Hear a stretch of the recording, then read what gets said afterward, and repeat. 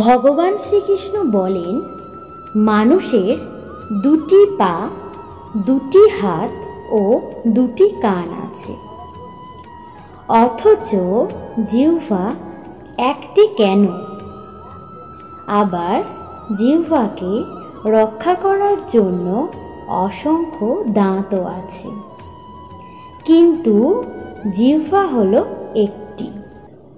কারণ জিহ্বা দিয়ে বার হওয়া একটি সঠিক শব্দ তোমার জ্ঞানের পরিচয় দেবে, আবার এই জিহ্বা দিয়ে বার হওয়া একটি ভুল শব্দ তোমাকে নরকেও টেনে আনবে।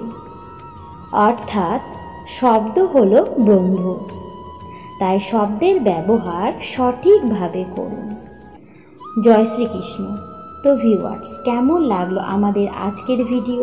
যদি ভিডিও ভালো লাগে অবশ্যই ভিডিওটিকে লাইক দিয়ে কমেন্টে জয় শ্রীকৃষ্ণ লিখতে ভুলবেন না।